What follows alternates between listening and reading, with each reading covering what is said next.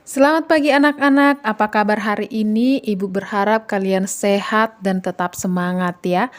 Pada pagi hari ini kita akan memulai pelajaran kita yaitu di buku cetak halaman 23 sampai dengan seterusnya nanti. Kita bahas dengan topik mengapa harus bertobat ya. Bahan Alkitab tertulis dalam Roma 3 ayat 23 sampai 24. Yaitu karena semua orang telah berbuat dosa dan telah kehilangan kemuliaan Allah, dan oleh kasih karunia telah dibenarkan dengan cuma-cuma karena penebusan dalam Kristus Yesus. Ya, sekarang Ibu coba tanya kepada kalian dan kalian boleh menjawabnya masing-masing dalam hati kalian. Mengapa harus bertobat? Nah, sebenarnya di buku cetak sudah ada. Yang pertama, kenapa? Karena Allah itu kudus. Dan yang kedua, karena dosa itu kekejian ya. Nah, sekarang kita akan bahas bagian A, Allah itu kudus. Nah, dan saat hari ini kita tahu bahwa manusia berdosa sangat tercela, terhina dan merupakan kekejian di mata Allah. Itu sebabnya manusia berdosa harus bertobat supaya Allah menguduskannya kembali. Saat bertobat, Allah mengampuni manusia. Dengan cara itu manusia diperbarui Allah, hidupnya disucikan, ditahirkan kembali.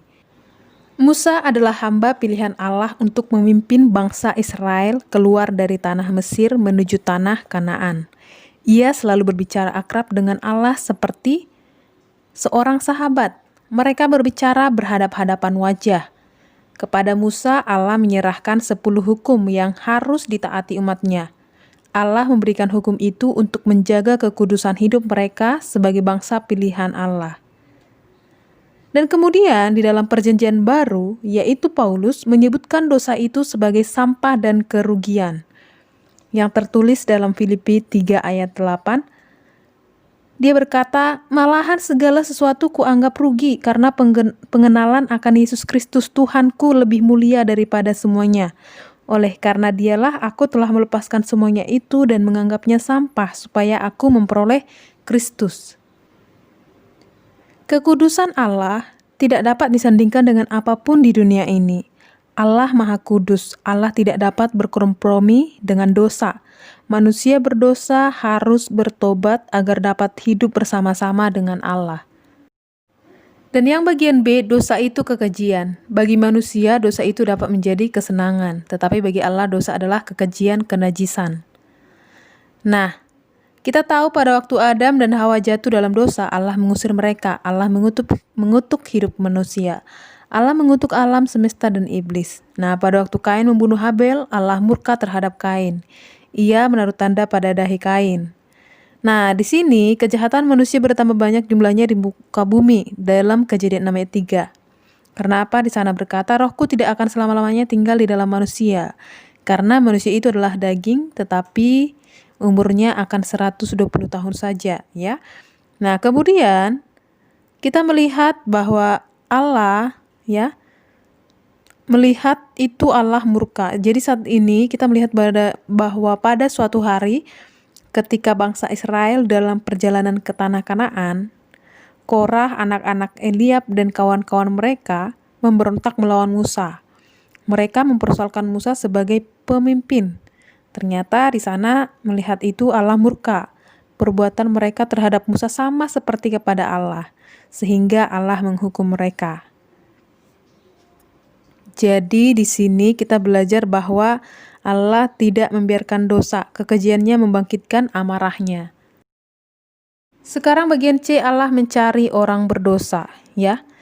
Nah, di sini kita melihat bahwa Allah murka terhadap dosa yang tidak dapat dibendung, tetapi Allah tidak membenci manusia, Allah membenci dosa. Ingat, tetapi Allah tidak membenci manusia, Allah membenci dosa, tetapi Ia mengasihi manusia. Jadi sebenarnya Tuhan tidak membenci manusia, tetapi lebih kepada dosa atau perbuatan dosa. Nah, rencana Allah sejak semula adalah memberikan kehidupan bahagia kepada manusia. Allah tidak pernah merancang kejahatan, Ia selalu merancang kebaikan untuk manusia.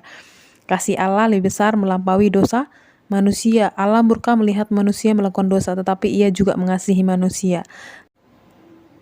Manusia berdosa dapat diselamatkan jika ada tebusan yang layak. Manusia berdosa harus ditebus dari hukuman maut. Dan ternyata diperlukan kurban yang kudus yang layak menjadi tumbal untuk tebusan. Hanya Tuhan Yesus yang layak, manusia tidak dapat menjumpai Allah. Allah lah yang berkenan ditemui, Allah yang membuka jalan bagi manusia.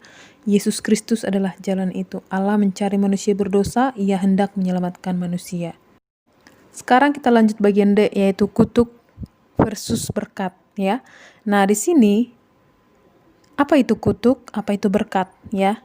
Kutuk adalah sesuatu yang harus disingkirkan, bahkan sampai pemusnahan total, ya.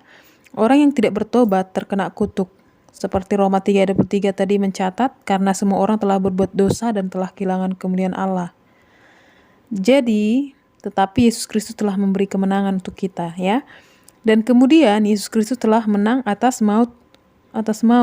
Jadi kutuk itu ada karena kutuk adalah akibat dari dosa, ya.